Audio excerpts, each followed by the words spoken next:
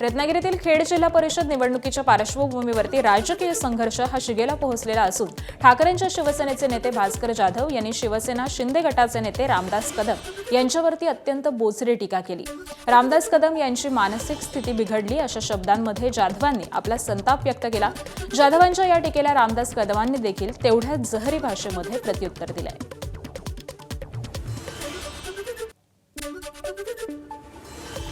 त्याच्या डोक्यावर परिणाम झालाय। खरं मी इतक्या खालच्या लेवलला जाऊन बोलत नाही। काय माणूस आहे कोण आहे काय समजत नाही। वास्तविक एवढ्या वेळा आमदार म्हणून निवडून झाला गेला, इतके वर्ष आमदार राहिला, पक्षाचा नेता राहिला, प्रत्येकानं आपल्या मानात राहायला पाहिजे का नाही? पण ह्याला विकृती आहे मला वाटतं। पण एवढ्या पदावर गेलेल्या माणसानं माना सन्मानात राहिलं पाहिजे। पण एक म्हण आहे ना, गाढवाला गुळाची चव आहे। जाधव आता याचा तोल गेलेला आहे। त्याच्या पायाखालची जमीन वाळू घसरलेली आहे। गुहागर मतदारसंघात सगळ्या ठिकाणी त्याला पराभव समोर दिसतोय आणि म्हणून तो कुत्र्यासारखा भोंकायला चालू झालाय। मी एवढंच म्हणेन, कुत्ते तो भोंकते आहे, हत्ती आपली चाल चलता है। अशा भोंकणाऱ्या कुत्र्याकडे लक्ष द्यायला मला वेळ कुठे आहे? लोकांना आता कळलंय हा कुत्र्यासारखा पिसाळलेला आहे, याच्या डोक्यावरती परिणाम झालेला आहे, याचा मेंदू सडलेला आहे आणि मला चांगल्या डॉक्टरची गरज आहे। मोहोळ तालुक्यातील नरखेड पंचायत समिती निवडणुकीमध्ये शिवसेना राष्ट्रवादी युतीमध्ये गोंधळ निर्माण झाला। उपमुख्यमंत्री एकनाथ शिंदे यांनी प्रचार सभेमध्ये जाहीर केलं की नरखेड गटामध्ये ज्योत्स्ना पाटील या शिवसेनेच्या उमेदवार नाहीत, त्यामुळे शिवसेनेच्या चिन्हावरती उभ्या असलेल्या उमेदवाराला मत देऊ नका आणि आघाडीचा धर्म पाळा। शिंदेंच्या या वक्तव्याने राजकीय वर्तुळामध्ये प्रचंड खळबळ उडाली। शिवसेना राष्ट्रवादी आघाडीच्या प्रगती दगडे या उमेदवार असून ज्योत्स्ना पाटील या भाजप नेते राजन पाटील यांच्या कार्यकर्ते आहेत। राष्ट्रवादीचे जिल्हाध्यक्ष उमेश पाटील यांनी यावरती प्रतिक्रिया दिलेली असून युती असताना देखील एका गणामधून 2 उमेदवार उभे राहिल्यामुळे संभ्रमाची परिस्थिती ही निर्माण झाली आहे। आपल्याला माझी विनंती आहे की नरखेड गटामध्ये ज्योत्स्ना पाटील ही आपल्या उमेदवार नाही आपल्या नाही। आघाडीचा धर्म पाळायचा, तिथं आपल्या आघाडीचा धर्म पाळा। आघाडीचा धर्म आपण पाळला पाहिजे। बघा, तुमचं हे सगळं जे विकास कामं आहेत, सगळ्या योजना आहेत, ह्या सगळ्या योजना, कुठली योजना कुणी सांगितलं तरी घाबरून जाण्याचं कारण नाही। कुठली योजना बंद होणार नाही म्हणजे नाही। ज्योत्स्ना पाटील यांनी शिवसेनेचं चिन्ह लावून, नेत्यांचे फोटो टाकून, आमचेही फोटो टाकून प्रचार चालू केला। त्यामुळे त्या ठिकाणी मतदारांचं कुठल्याही पद्धतीचं कन्फ्युजन व्हायला नको याकरता शिंदे साहेबांनी स्पष्ट सांगितलं की ज्योत्स्ना पाटील त्या शिवसेनेच्या उमेदवार नाहीत। जर त्यांचं त्या ठिकाणी मतपत्रिकेत जरी चिन्ह आलं तरी त्यांना मतदान करायचं नाही, त्या ठिकाणी आघाडी धर्माचं पालन करायचं। रायगड जिल्हा परिषदेच्या निवडणुकीच्या प्रचाराच्या शेवटच्या दिवशी महाविकास आघाडीतील घटक पक्ष असलेल्या शेतकरी कामगार पक्षानं रायगडच्या अलिबागमध्ये जोरदार शक्ती प्रदर्शन करत जाहीर सभा घेतली। या सभेमध्ये शेकापचे नेते जयंत पाटील यांनी कार्यकर्त्यांना मार्गदर्शन करताना शिवसेना आणि भाजपवरती कडाडून टीका केली। या सभेला शेकापचे कार्यकर्ते हे मोठ्या संख्येनं उपस्थित होते। सांगोल्यामध्ये प्रचाराच्या शेवटच्या दिवशी आमदार शहाजीबाबू पाटील यांनी जोरदार फटकेबाजी केली। दुष्काळी तालुका म्हणून ओळख असलेल्या सांगोल्याचा चेहरा आता बदलत असून पुढील 2 वर्षांमध्ये तालुका हिरवागार होईल असं त्यांनी सांगितलंय। तर याआधी दुष्काळी म्हणून मुलांना स्थळं मिळत नव्हती, आता मात्र तालुका हिरवा होत असल्यामुळे सगळीकडे स्थळं येतील अशी मिश्किल टिप्पणी देखील त्यांनी केली आहे। तर गेल्या वेळी तुम्ही मतं दिली असती तर मी आज कॅबिनेट मंत्री म्हणून लाल दिव्याच्या गाडीमध्ये प्रचाराला आलो असतो असा टोला देखील त्यांनी लगावला। तर गुवाहाटीला गेलो नसतो तर काय झाडी काय डोंगर अशी ओळख मिळाली नसती असं देखील शहाजीबापू पाटील म्हणाले। सांगोल्यामध्ये शिवसेना भाजप विरोधात शेकाप अशी अटीतटीची लढत होती।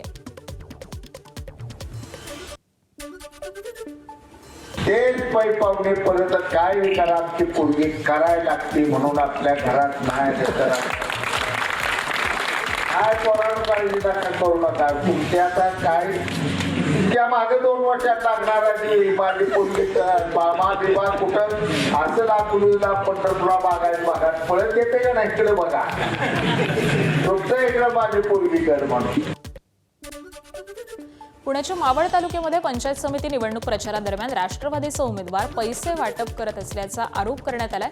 त्यानंतर टाकवे पंचायत समिती गणामधील शिवसेना शिंदे गटाच्या उमेदवार अश्विनी कोंडे यांनी राष्ट्रवादी काँग्रेसच्या उमेदवाराच्या गाडीमध्ये असलेले पैसेही पकडले. महायुतीचे उमेदवार अश्विनी कोंडे यांनी या गाडीच्या समोरच ठिय्या मांडला. मात्र मोठ्या संख्येनं भाजपचे कार्यकर्ते जमले. त्यांनी या गाडीमधील पैसे हे बाहेर काढले आणि मग कार्यकर्ते हे आक्रमक झाले. त्यामुळे काही वेळासाठी त्या ठिकाणी तणाव निर्माण झाला होता.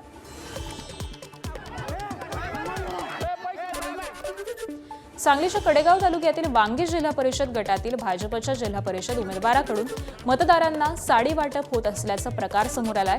वांगी जिल्हा परिषद गटातील भाजपचे उमेदवार स्नेहा महाडिक यांच्या कार्यकर्त्यांकडून महिलांना साडी वाटप होत असतानाचा काँग्रेसच्या कार्यकर्त्यांनी त्यांना पकडलं. परंतु भरारी पथक येईपर्यंत अंधाराचा फायदा घेऊन ते लोक पळून गेलेत. दरम्यान साडी वाटप होत असलेली एक चारचाकी गाडी आणि वाटपास आणलेल्या साड्या या काँग्रेस कार्यकर्त्यांनी भरारी पथकाच्या ताब्यामध्ये दिल्यात. भरारी पथकाने या सगळ्या बाबींचा पंचनामा करून मुद्देमाल देखील ताब्यात घेतलेला आहे.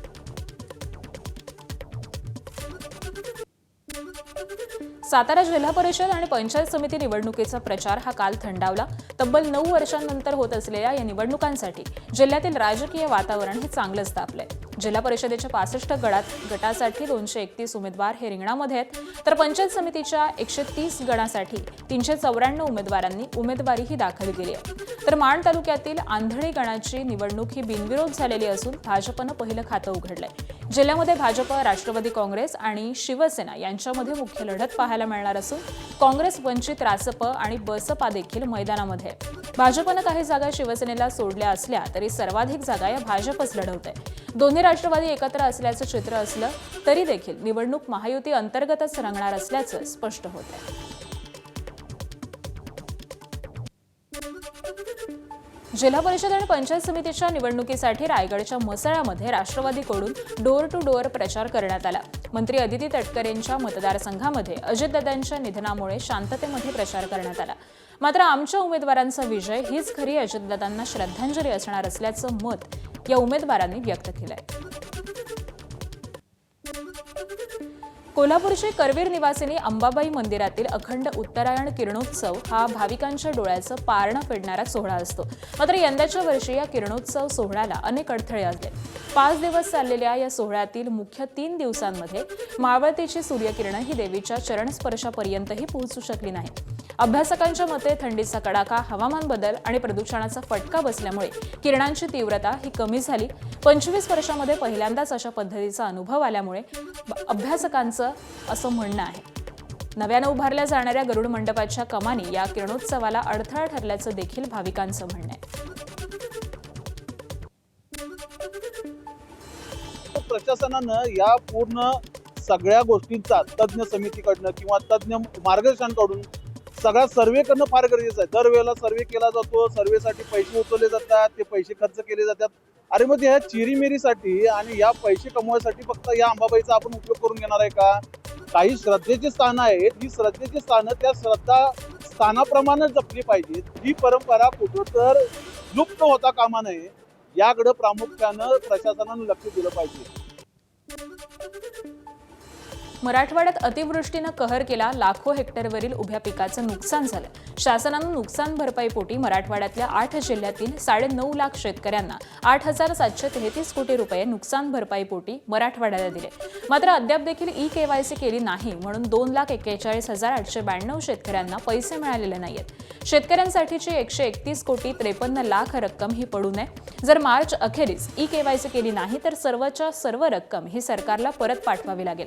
आणि त्यामुळे मदत येऊन देखील ई-केवायसी न करणारे हे शेतकरी कोण हा प्रश्न या निमित्तानं उपस्थित होतोय. आणि त्यामुळेच विभागीय आयुक्त जितेंद्र पापळकर यांनी ई-केवायसी करून घेण्याचं आवाहन केलंय. मुंबई पुणे एक्सप्रेसवेवरती झालेल्या अभूतपूर्व वाहतूक कोंडीनंतर एक महत्त्वाचा निर्णय घेण्यात आलाय.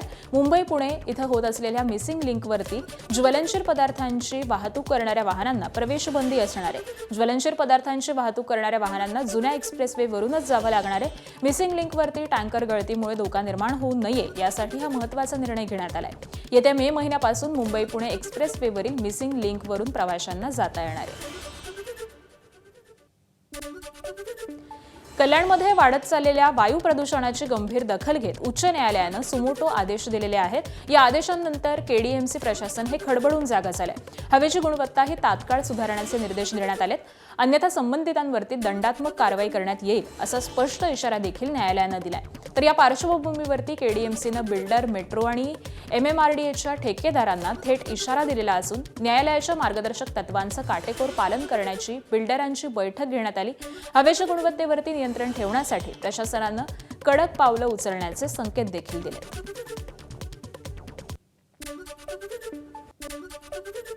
मराठा आंदोलक नेते मनोज जरांगे पाटलांनी जालना पोलीस अधीक्षकांची भेट घेतली।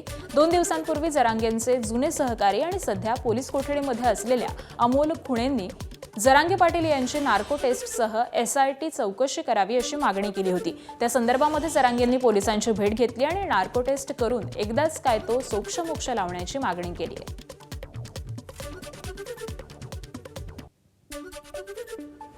आरोप जे करणार आहे त्या आरोप त्याला सिद्ध सुद्धा करावं लागणार आहे, नसता पुढच्या काळात फौजदारी गुन्हे दाखल होणार आहेत त्याच्यावरती। आता जे आरोप करणार त्या आरोप त्याला सिद्ध करावं लागेल।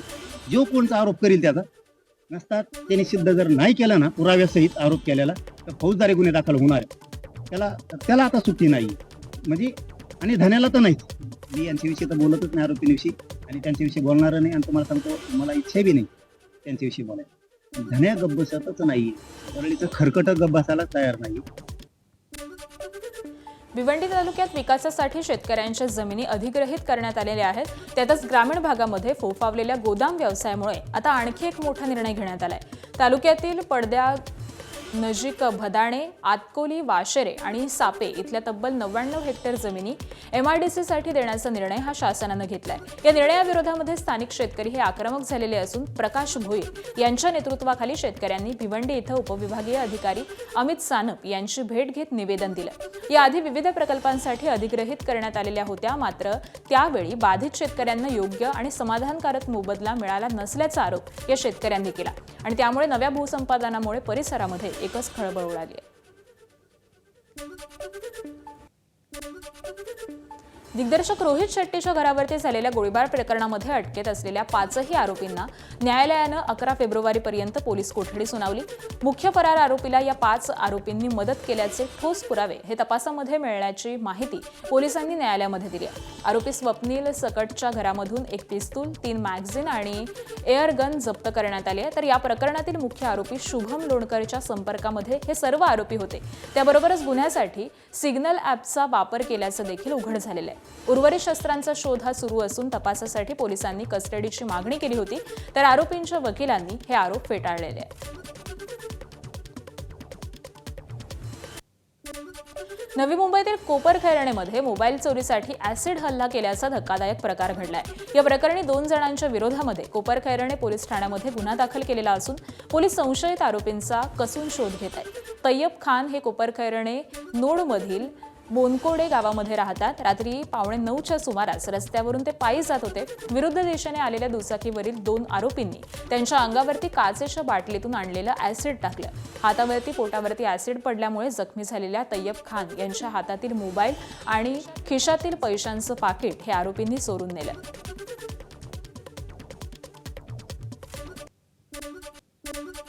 मुंबईच्या जोगेश्वरी परिसरातील लोखंडवाला परिसरामध्ये ओशिवारा पोलिसांनी मोठी कारवाई केली आहे। 50 ते 60 अनधिकृत दुकानांवरती पालिकेच्या JCBच्या साहाय्यानं तोडक कारवाई करण्यात आली आहे। त्यासोबतच लोखंडवाला परिसरामध्ये रस्त्यावरती अनधिकृत कार पार्किंग केलेल्या 60 गाड्यांवरती देखील कारवाई करण्यात आली। मुंबईतील कफ परेड परिसरामध्ये एक संतापजनक प्रकार समोर आलाय। 20 वर्षीय दिव्यांग तरुणीवरती तिच्याच पित्यानं लैंगिक अत्याचार केल्याचं उघड झालंय। DNA चाचणीमध्ये वडिलांचा नमुना हा जुळल्यानंतर पोलिसांनी त्याला अटक केली।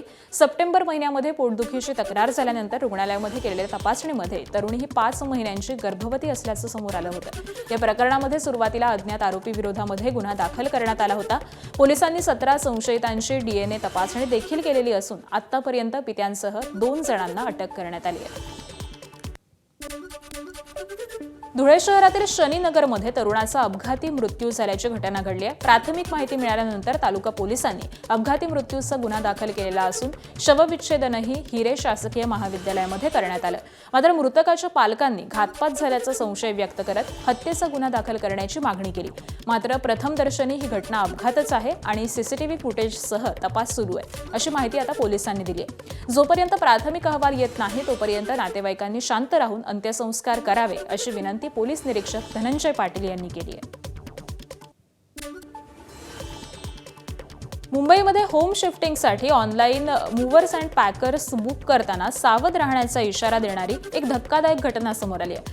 मालाडमध्ये राहणाऱ्या फिल्म अभिनेत्री खुशी चौधरी यांची ऑनलाईन मूव्हर्स अँड पॅकर्सकडून फसवणूक करण्यात आली आहे. मुंबईतून गाझियाबादला घरातील सामान पाठवण्याच्या नावाखाली पैसे उकळून तब्बल महिनाभर त्यांना फिरवण्यात आलं. अखेर कुरार पोलिसांनी गुन्हा दाखल करून एका आरोपीला अटक केलेली असून अभिनेत्रीचं संपूर्ण सामान हे देखील जप्त करून परत दिलंय. जालन्याच्या परतूरमध्ये दुकानात चोरी करणाऱ्या चोरट्यांना पोलिसांनी अटक केली आहे. या चोरट्यांकडून 8,40,000 रुपयांचा मुद्देमाल जप्त करण्यात आला. परतूर पोलिसांनी फिल्मी स्टाईलनं वेषांतर करून पुण्यातून या आरोपींना अटक केली आहे. तर दरम्यान काही दिवसांपूर्वी परतूर शहरातील रेल्वे स्टेशन रोडवरील एका दुकानामध्ये या चोरट्यांनी चोरी करून 10 लाखांचा मुद्देमाल लंपास केला होता. या प्रकरणी परतूर पोलीस ठाण्यामध्ये गुन्हा दाखल झाला होता. हिंगोलीच्या सेनगाव तालुक्यातील कापडशिंगी शिवारामध्ये 30 जानेवारीला चाकूचा धाक दाखवत सोनाराला लुटलं होतं. या प्रकरणी गुन्हा देखील दाखल करण्यात आला होता. आता हिंगोली पोलिसांनी 30 लाख रुपयांच्या मुद्देमालासह आरोपीला ताब्यात घेतलंय. जळगावच्या पिंपराळा परिसरामध्ये दूषित पाण्यामुळे नागरिकांचं आरोग्य हे धोक्यात आलंय. या परिसरामध्ये गेल्या अनेक दिवसांपासून दूषित पाण्याचा पुरवठा होत असल्याचा आरोप नागरिकांनी केला. लवकरात लवकर जळगाव महानगरपालिकेकडे याकडे लक्ष देऊन दूषित पाण्याची समस्या सोडवावी, अशी मागणी या परिसरातील नागरिकांनी केली आहे.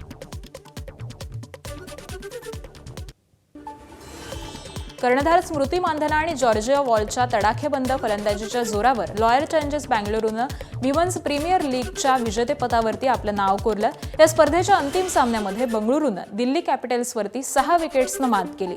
दिल्लीनं 20 षटकांमध्ये 4 बाद 203 धावांची मजल मारली होती. त्यात कर्णधार जेमिमा रॉड्रिक्सनं 37 चेंडूंमध्ये 57 धावांचा मोलाचा वाटा घेतला आणि त्यानंतर कर्णधार स्मृती मानधना आणि जॉर्जिया वॉल यांनी दुसऱ्या विकेटसाठी 165 धावांची भागीदारी रचली आणि बंगळुरूला 204 धावांच्या आव्हानाचा पाठलाग करून देण्यामध्ये मोलाची भूमिका बजावली. भारत आणि अमेरिकेमध्ये नुकतेच व्यापार करार झालाय आणि या डीलमुळे भारताशेजारील पाकिस्तान अस्वस्थ झालाय. पाकिस्तानमधूनच त्यांच्या सरकारवरती टीका केली जाते. सोशल मीडियावरती पाकिस्तान सरकारची खिल्ली उडवणाऱ्या पोस्ट या व्हायरल होत आहेत. पाकिस्तान तेहरीक-ए-इन्साफचे माजी मंत्री हमाद अझर यांनी हा पाकिस्तानच्या रणनीतीचा पराभव असल्याची टीका करत एक्सवरती पोस्ट केली आहे. अमेरिकेनं भारतावरील टॅरिफ हे 18% आणलं. पाकिस्तानवरती 19% टॅरिफ लागू आहे आणि त्यामुळे पाकिस्तान सरकारवरती देशातूनच टीका होतीये. एबीपी माझा, उघडा डोळे बघा नीट.